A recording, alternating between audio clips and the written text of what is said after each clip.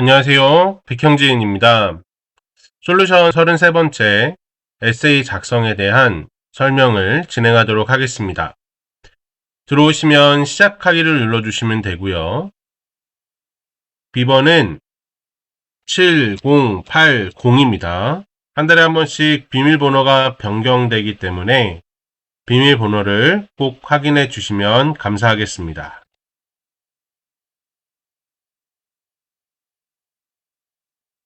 이번 에세이에서 다루고 싶은 주제는 무엇인가요? 라고 하는 질문이 제일 먼저 나오는데요. 예시가 있고요. 저는 이런 주제로 진행하려고 합니다. 저는 내 아이의 아빠로서의 행복한 삶이라고 하는 주제로 에세이를 적어보려고 합니다. 그러면 주제는 내 아이의 아빠로서의 행복한 삶으로 정리하겠습니다. 가족 안에서 느끼는 책임감, 사랑, 일상의 기쁨, 아빠로서의 성장하는 마음을 중심으로 에세이를 구성할 수 있습니다. 라고 말하면서 페르소나를 먼저 잡아줍니다.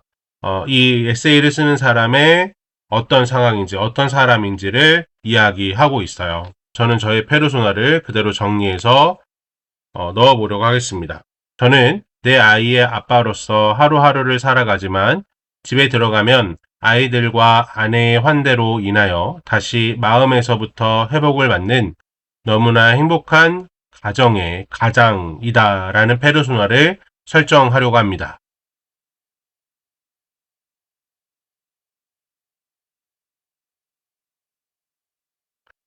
이렇게 페르소나를 결정하게 되면 이 글에서 가장 중심적으로 다루고 싶은 목적은 무엇입니까? 라고 하는 질문이 나옵니다. 저는 이 목적의 예시에서 가족의 환대가 한 사람을 다시 일으켜 세우는 힘을 전하기, 내 아이의 아빠로 살아가며 느끼는 행복과 책임 나누기, 바쁜 하루 끝에 가정에서 회복되는 마음을 따뜻하게 표현하기, 아내와 아이들이 주는 사랑의 의미를 진솔하게 기록하기, 가장으로서의 삶이 부담만이 아니라 축복임을 전하기. 이 네 가지가 다 들어가면, 다섯 가지가 다 들어가면 좋겠는데, 가장 중요한 거는 이 가족의 환대가 한 사람을 어떻게 세우는지를 강조하는 부분이 좋을 것 같고요. 그리고 가장으로의 삶이 부담만은 아니고 축복이다 라고 하는 이 두 가지 주제를 넣도록 하겠습니다.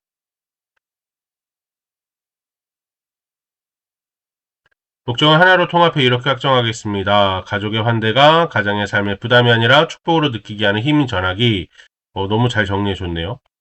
글의 흐름은 어떤 구성으로 진행할까요? 라고 질문하면서 구성 예시를 전달하는데 소장님의 이 솔루션은 현실 중심의 구성과 감정선 구성, 주제에 대한 중심 구성 이렇게 해서 총 3개 파트가 나오더라고요. 쭉 읽어보시고요. 원하시는 내용을 넣으셔도 되고 알아서 추천이라고 하면 AI가 앞에 있는 페르소나나 아니면 우리가 선택했던 내용들을 기반으로 이 구성 자체를 잡아줍니다. 한번 이 부분은 당신이 추천이라고 해서 한번 넣어보도록 하겠습니다. 직접 읽어보시면 더 마음에 와닿는 게 있어서 한번 해보실 수 있는데 여기부터는 아마도 이렇게 AI에게 맡겨도 구성이 되더라고요. 한번 보시면 좋을 것 같습니다. 저는 감정선 강조 구성을 바탕으로 하되 가족 이야기의 중심 요소를 함께 넣는 방향이 가장 좋습니다. 이거는 단순히 아빠의 역할을 설명하는 글이 아니라 하루의 무게가 가족의 환대 속에서 회복되는 과정을 따뜻하게 보여주는 에세이가 되면 좋습니다. 라고 제안을 해주기 때문이에요. 그래서 아웃라인을 이렇게 구성했습니다. 서론, 본론, 본론 2, 본론 3, 본론 4, 본론 5 이렇게 해서 글이 구성이 되고요. 다음에 승인이라고 하면 이 서론부터 글이 써지기 시작합니다. 서론, 하루를 버티게 하는 집의 공간 라고 말하면서 내용들을 쭉 잘 이어나갑니다. 이렇게 서론이 작성되고요. 반영 내용은 내 아이의 아빠로서 느끼는 책임감과 하루의 무게를 서론에 담고 있다 라고 하면서 내용들이 잘 써졌으면 승인이라고 하면 다음 문단 이제 본론 1이 써지는 거예요.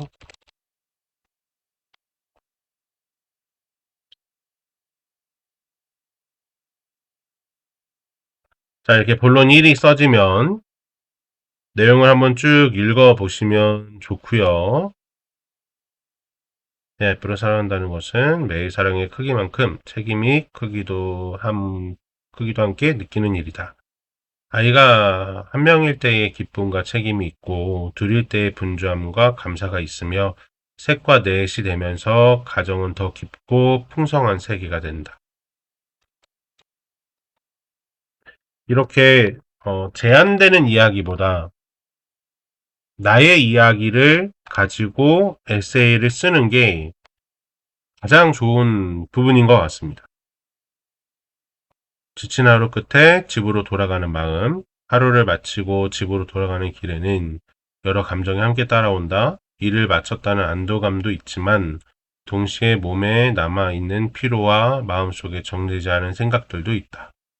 하루 동안 해야 할 일들을 해내느라 긴장했던 마음은 퇴근길이 되어서야 조금씩 자신의 무게를 드러낸다.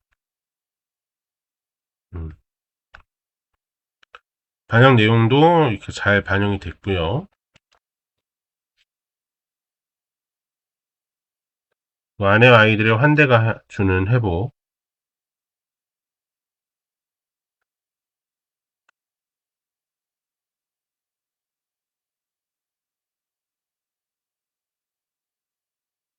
와. 지문을 여는 순간 하루의 공기가 달라진다. 그래서 무더운 피로와 긴장, 말로 다 표현하지 못하는 무거운 감정들이 현관 앞에서 조금씩 내려놓아지는 느낌이 든다. 아이들이 아빠 하고 부르는 소리는 단순한 인사가 아니다. 그 소리 안에 기다림이 있고 반가움이 있고 조건 없이 나를 향해 달려오는 사랑이 있다. 정말 내가 쓴 글 같네요. 그래서 아내와 아이들의 환대가 가장 마음을 회복하는 가장 따뜻하게 표현했습니다.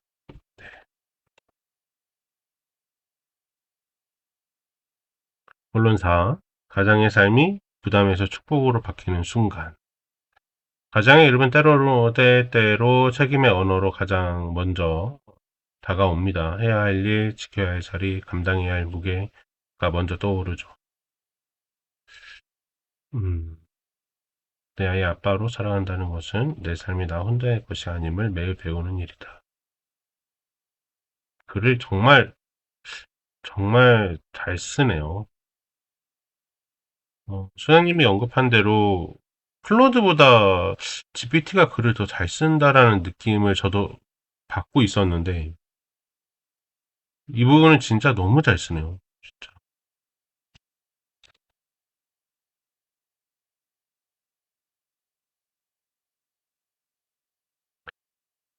가족 안에서 다시 힘을 얻는 아빠의 다짐. 가족의 환대 속에서 회복을 경험할 때마다 나는 다시 다짐을 하게 됩니다. 오늘 하루가 아무리 고단했어도 내일 다시 일어나 걸어가야 할 이유가 분명히 있다는 것을 마음에 새기게 된다. 아빠로 산다는 것은 완벽한 사람이 되는 일이 아니라 매일 다시 사랑을 선택하는 일이라고 생각한다. 아내의 존재 역시 내 다짐의 중심에 있다. 음.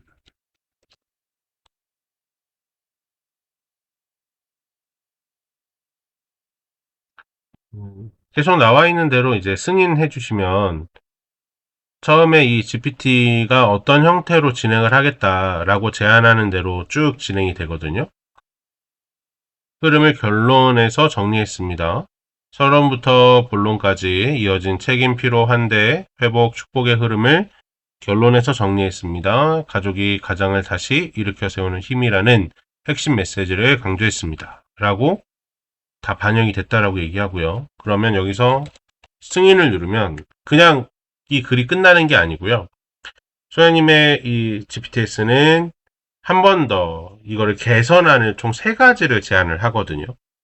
그래서 전체 글의 흐름은 대체로 자연스럽습니다. 다만 더 매끄럽게 만들기 위해 아래 개선안을 반영할까요? 라고 하면서 흐름 점검을 먼저 결과를 먼저 파악하고요. 다음에 개선 제안을 합니다. 회복한데 다시 일어선다는 표현이 여러 문단에서 반복되므로 9단계에서 최종 교정해서 일부 표현을 다양하게 다듬겠습니다. 라고 말하면서 어떻게 하면 훨씬 더 자연스럽게 읽힐 수 있게 할 건지에 대한 제안을 하고 있거든요. 그래서 이 부분은 전 반영하도록 하겠습니다. 그리고 다음 단계에는 또 다르게 이제 글자 수와 내용 밀도를 점검하겠습니다. 문단별 분량과 전체 밀도를 보완할까요? 라고 하면서 첫 번째로는 글을 잘 익히느냐, 그리고 두 번째로는 글자 수가 적당하고 내용 밀도가 적당하냐라는 질문을 던지고 또 하나의 또 체크리스트를 하나 더 제안하거든요.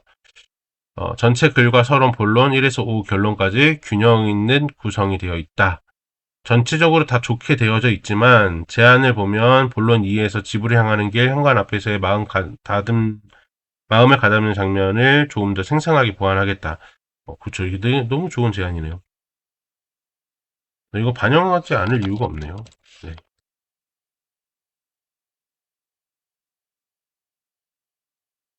또 다른 이제 체크리스트가 나와요.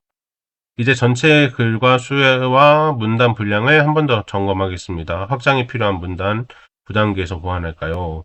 전체 글은 7,000자 이상 분량에 가깝게 충분히 확장되어 있습니다. 다 잘 되어져 있다라고 하지만 그럼에도 보안 후보는 이렇게 있는데 본론이 이것만 더 되면 진짜 너무 좋은 글이죠.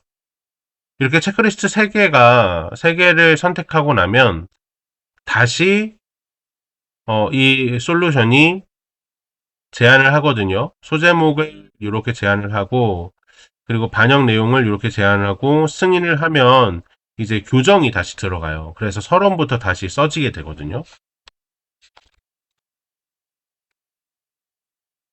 그러면 서론부터 위에 체크리스트에서 우리가 반영했던 내용들이 반영돼서 다시 글이 써지는 거예요.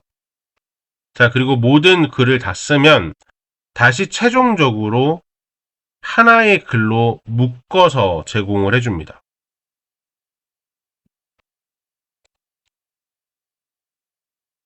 한 번 더 읽어보면서 내용들을 수정하시면 되겠지만 이미 교정을 하면서 훨씬 더 읽기 편하게 잘 되었을 거예요. 그럼 또 승인하면 1단계가 써 있고요. 다음에 승인하면 2단계. 그래서 글을 다시 한번 쭉 다 쓰고요. 다시 최종적으로 한 번에 서론부터 결론까지 한 번에 글이 한번 쭉 다시 써집니다.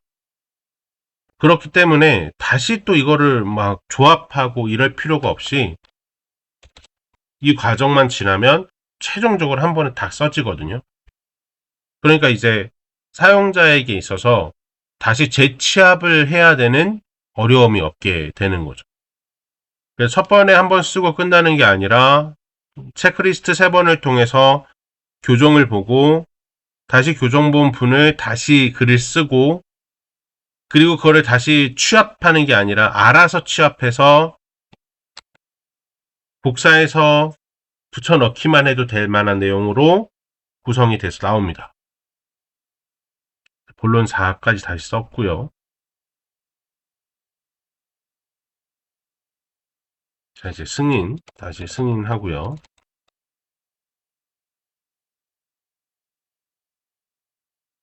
가족에 힘이 되어주고 싶은 아빠의 다짐으로 더 확장이 됩니다.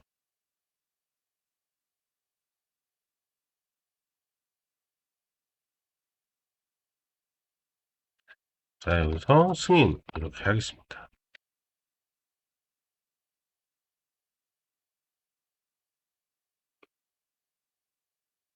결론이 나오고요. 다음에 여기 이제 결론 반영 내용 나오고 승인이라면 최종 완성본을 제공합니다. 라고 이제 말하면 아까 전에 말씀드린 대로 하나로 통합본으로 정리를 해줍니다.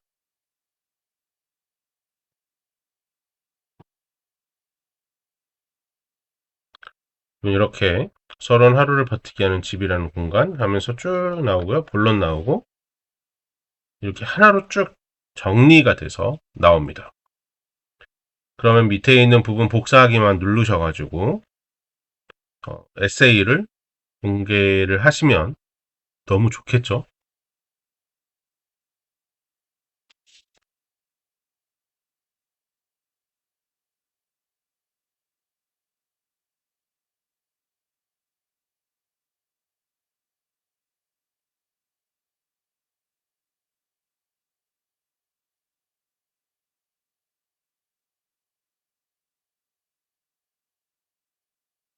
이렇게 다 최종적으로 한 번에 글이 써져서 이제 그대로 복사해서 사용만 하시면 될 수 있게 마지막까지 나오게 됩니다. 그러면 다음 단계, 그런 마지막 단계가 없기 때문에 다른 제안이 나오지 않고 이렇게 오늘 솔루션은 마무리가 되게 됩니다. 이 솔루션 통해서 나만의 에세이를 꾸준히 쓰시면요. 정말로 나의 글을 통해서 시리즈물도 만들어 나갈 수 있을 것 같아요. 나의 이야기를 하나씩 올려서 나를 소개하고 나를 만들어 나가는 이런 에세이에 대한 글을 쓰다 보면 이것 자체가 하나의 책이 될 수 있고 그렇게 구조되고 그렇게 완성되고 계속해서 진행되면 하나의 이 플랫폼이 될 수도 있을 것 같다라는 생각이 듭니다. 그만큼 이런 솔루션이 그냥 존재하는 게 아니라 이걸 가지고 어떻게 활용할까를 더 고민해 보시면 정말 좋은 수장님의 솔루션이 될 거라고 저는 생각합니다. 지금까지 백형진이었습니다. 감사합니다.